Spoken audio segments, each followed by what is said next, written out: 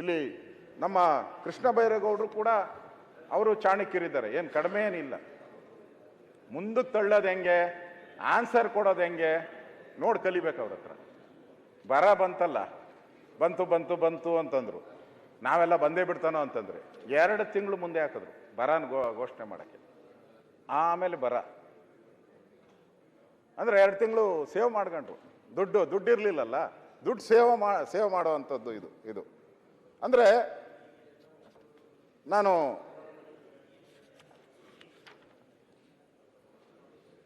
ನಮ್ಮನ್ನ ಕೇಳ್ತಾರೆ ಅವ್ರು ಆನ್ಸರ್ ಕೊಡಬೇಕಾದ್ರೆ, ನಮ್ದೆಲ್ಲ ಕತೆ ಬರ್ಕೊಂಬರ್ತಾರೆ ಅವರು.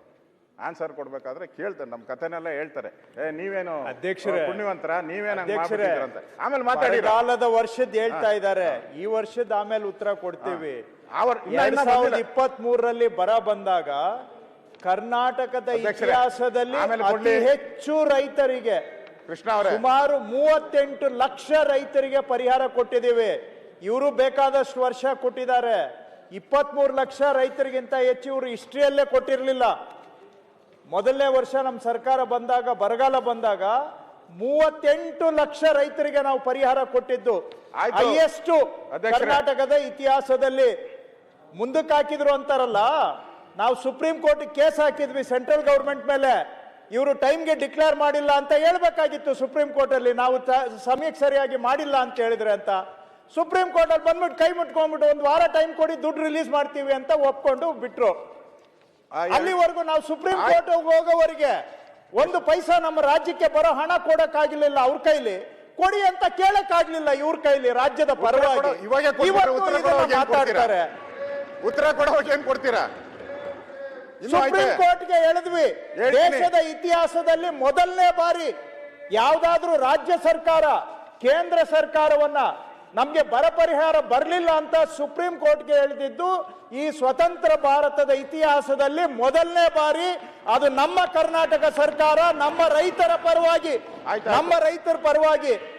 ಅಲ್ಲಿ ಫೈಟ್ ಮಾಡಿ ನಾವು ದುಡ್ಡು ತಗೊಂಡು ಬಂದು ರೈತರಿಗೆ ಪರಿಹಾರ ಕೊಟ್ಟಿದ್ದೇವೆ. ಈ ಕಡೆ ನೋಡಿ, ಎಲ್ಲೂ ನಾವು 1 ಪೈಸಾ ಕಡಿಮೆ ಮಾಡಿಲ್ಲ, ಉತ್ತರ ಕಡಿಮೆ ಮಾಡಿಲ್ಲ. ಅಧ್ಯಕ್ಷರೇ, ಅವರು ಉತ್ತರ ಕೊಡಂಗಿದ್ರೆ ನಾನು ಕೂತ್ಕೊಂತೀನಿ. ನಾನು ಪ್ರತಿ ಮಾತಾಡ್ತೀನಲ್ಲ, ಉತ್ತರ ಕೊಟ್ಬಿಟ್ರೆ ಕೊನೆಯಲ್ಲಿ ಮುಖ್ಯಮಂತ್ರಿಗಳು ಕೊಡೋದೇನು ಇರಲ್ಲ.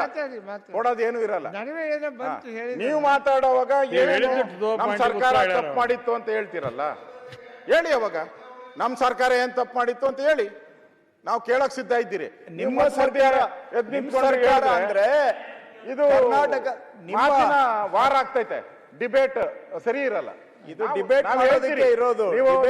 ಡಿಬೇಟ್ ಆಮೇಲೆ ನಾ ಹೇಳಿದ್ಮೇಲೆ ಪೂರ್ತಿಯಾಗಿ ಕೇಳಿ. ಕೇಂದ್ರ ಸರ್ಕಾರ ಅಂತ ಹೇಳಿದೆ ನಾನು, ಅದರಿಂದ ಕೇಂದ್ರ ಸರ್ಕಾರ ಅಂತ ನಾನು ಹೇಳಿದ್ದು. ನಿಮ್ಮ ಸರ್ಕಾರನೇ ಇರಬಹುದು, ಅಥವಾ ಈಗ ಕೇಂದ್ರ ಸರ್ಕಾರದ್ದು ರಾಜ್ಯಕ್ಕೆ, ನಮ್ಮ ರಾಜ್ಯಕ್ಕೆ ಅನ್ಯಾಯ ಮನಮೋಹನ್ ಸಿಂಗ್ ಇದ್ದಾಗ ಹೇಗಿತ್ತು, ಯಾಕೆ ಸಿಟ್ಟು ಅಂತ.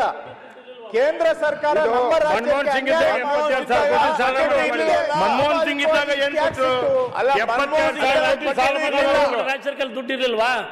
ಹೇಳಿದ್ರು 2,000 ರೂಪಾಯಿ ಕೊಡ್ತೀನಿ ಅಂತ. ರೈತರಿಗೆ ಅನ್ಯಾಯ ಮಾಡ್ತಿದ್ದೀರಾ ಅಂತ ಹೇಳಿದ್ರೆ ಇಷ್ಟಾಗ್ಸಿಟ್ಟು ರೈತರಿಗೆ ನೀವು ಅನ್ಯಾಯ ಮಾಡ್ತಾ ಇದೀರಿ ಅಂತ ಹೇಳ್ತಿದ್ದಾರೆ. ಅದನ್ನ ತಿಳ್ಕೊರಿ, ಸುಧಾರಿಸ್ಕೊರಿ. ವಾಸ್ತವಾಂಶ ಹೇಳಿದ್ರೆ ಸಿಟ್ಟು ಬರೋದಿಲ್ಲ, ಸುಳ್ಳು ಹೇಳಿದ್ರೆ ಪದೇ ಸುಳ್ಳು. ಅದೇ 40% ಸುಳ್ಳು ಹೇಳಿದ್ದು, ಅದೇ 40% ಸುಳ್ಳಲ್ಲ. 40% ಸುಳ್ಳು ಹೇಳಿದ್ದು ಸರಿ ಇಲ್ಲ ಅಂತಾರೆ. ಮಹಾರಾಷ್ಟ್ರದಲ್ಲಿ ಲಾಡ್ಲಿ ಬೆನ್ ಸರಿ 40% ಸುಳ್ಳು ಹೇಳಿದ್ದು, ಈಗ 80% ಆಗಿದೆಲ್ಲ. ಯೋಜನಾ ಸರಿ ಇಲ್ಲ ಅಂತ ಯಾಕೆ ಹೇಳ್ತಾ ಇಲ್ಲ? ಬಿಹಾರ್ ನಲ್ಲಿ 10,000 ಕೊಟ್ಟಿರೋದು ಸರಿ ಇಲ್ಲ ಅಂತ ಯಾಕೆ 40% ಅಂತ ಸುಳ್ಳು ಹೇಳಿದ್ದಲ್ಲ, ಅದು ದುಪ್ಪಟ್ಟು ಮಾಡ್ತೀನಿ ಈಗ 80% ಆಗಿದೆ. ಹೇಳಿದ್ರಿ, ಈಗ 80% ಆಗಿದೆ. ಮಾರ್ಕ್ಸ್ ಕಾರ್ಡು 75% ರೈತರು ಇವತ್ತು 74,000 ಸಾಲ ಇದೆ. 11 ರಿಪೋರ್ಟ್ ಕಾರ್ಡು. ಸುಳ್ಳು ಹೇಳಿದ್ರೆ ಸುಳ್ಳು ಅಧ್ಯಕ್ಷರೇ, ಅವ್ರ ಕಥೆ ಕೇಳಿ ಬರಲ್ಲ. ಪ್ರತಿ ದಿನ 40% ಸುಳ್ಳು ಹೇಳಿದ್ರಲ್ಲ, ಕೋರ್ಟಲ್ಲಿ ಪ್ರೂವ್ ಮಾಡ್ಲಿಕ್ಕೆ ಆಯ್ತು ನಿಮ್ಗೆ. 80% ಅಲ್ಲ ಈಗ. ಇಲ್ಲ ನಿಮ್ಗೆ ಯಾಕೆ ಸಿಟ್ಟು ಅಂತ ಹೇಳಿದ್ರೆ ನಾವು ಎದ್ದಿಲ್ಲ ಅಧ್ಯಕ್ಷರೇ. ಉಪನಾಯಕರಿಗೆ ಹೇಳಿದಾಗ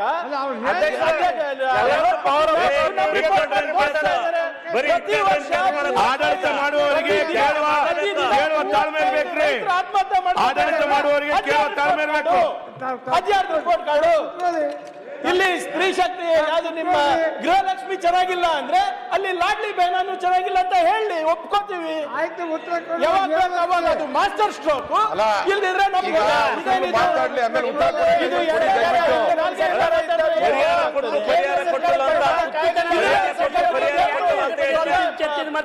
ನೀವು ಕೊಡಿ.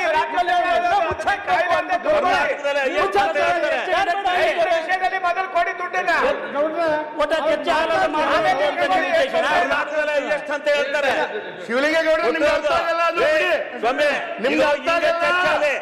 ಆ ಮರ್ತ್ಕ ನಿಮ್ಗೆ ಅರ್ಥ ಆಗಲ್ಲ.